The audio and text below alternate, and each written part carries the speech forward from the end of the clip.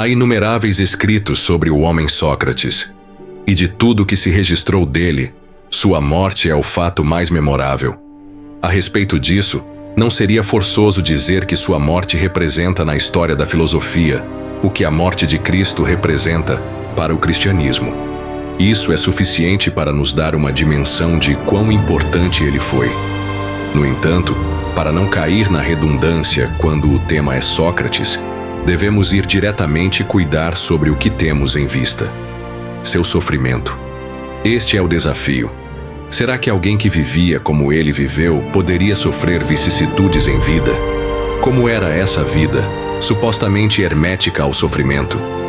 Bem, como afirmamos, não queremos ser redundantes, mas basta dizer como disse Will Durant: Sócrates é metade mito e metade homem. Era ao mesmo tempo simples e imponente. Sua aparência rechonchuda e indumentária simplória o tornava um homem sem nenhuma expressividade. Mas todos esses detalhes ficavam relegados a um segundo plano quando fazia uso da palavra.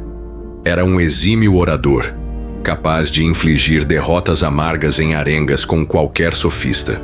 Ralph W. Emerson conta-nos que era um homem de origem humilde, mas bastante honesto. Era um indivíduo de sangue frio, juntando ao seu humor um temperamento perfeito e um conhecimento dos homens que, qualquer que fosse o interlocutor, expunha o indivíduo a uma derrota certa, fosse qual fosse o debate, e nos debates deleitava-se imoderadamente.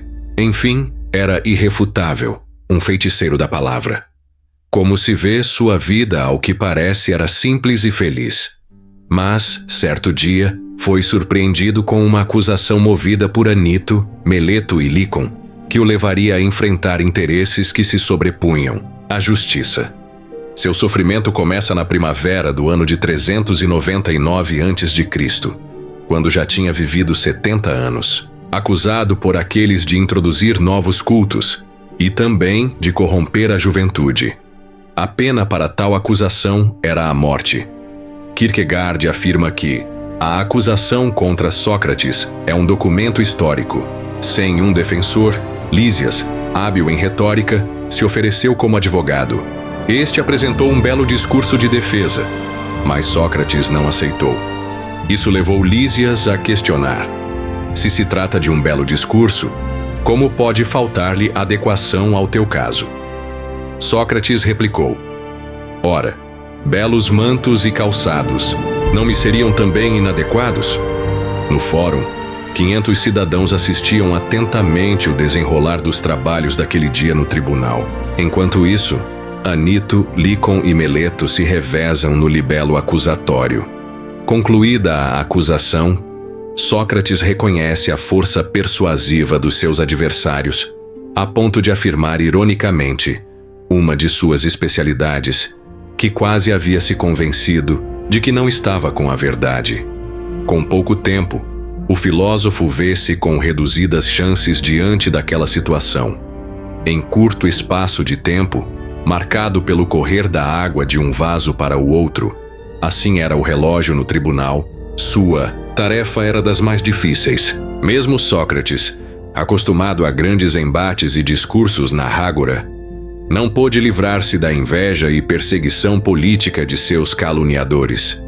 Já com a palavra disse: estou convencido de que nunca ofendi ninguém intencionalmente, mas não posso convencê-los disso, porque temos tão pouco tempo para discutir o assunto. Se, como acontecesse em outras nações, fosse adotada aqui a prática de se dedicar não apenas um dia, mas vários aos interrogatórios necessários a um processo de importância capital, acredito que os senhores pudessem ser persuadidos da minha inocência. Mas na atual conjuntura, não é fácil livrar-se de acusações tão graves em espaço de tempo tão exíguo. Ao final, o júri dos 500 deliberou por uma sentença em que 220 jurados não o consideraram culpado, enquanto que 280 decidiram pela condenação. Alain de Botton afirma-nos que a pena, que era a morte por envenenamento, deveria ser cumprida no mesmo dia, mas por haver coincidido o dia do julgamento com os festejos de uma solenidade em Delfos, não fora permitida a execução penal, pois a tradição assim impedia. Em vista disso, foi enviado à prisão para aguardar a hora de cumprir a sentença. Ralph Waldo Emerson diz que Sócrates entrou na prisão e tirou toda a ignomínia a esse lugar, que não podia ser uma prisão enquanto ali ele estivesse. Sócrates está preso agora. Alguns dos seus mais próximos discípulos, por influência, conseguem visitá-lo. Críton, um dos seus discípulos, suborna o carcereiro e propõe uma fuga. No entanto, Sócrates rechaça o plano do discípulo. Tua solicitude teria sido muito louvável, meu querido Críton, se fosse conforme aos ditames da justiça. Que senso de dever! Frustrada a tentativa de Críton, restou ao discípulo consolar-se com a iminente despedida do seu mestre. No Fédon, ou da imortalidade da alma, Platão, embora não estivesse presente pois jazia enfermo, conta-nos como foram as últimas horas do ilustre condenado. Naquela masmorra, Sócrates jaz em correntes à espera da execução penal.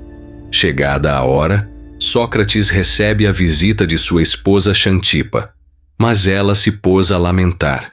Em vista disso, Sócrates pede a Críton que a levem para casa. Em seguida, depois de alguns diálogos com os seus epígonos, conta-nos Platão que Sócrates recebe a taça envenenada com a maior tranquilidade, sem nenhuma emoção, sem alterar sua expressão, sem mudar de cor, e depois levou a taça aos lábios e esgotou-a, sem o menor gesto de dificuldade e repugnância. Ao cumprir o ritual, a serenidade de Sócrates contrastava com a aflição de seus discípulos.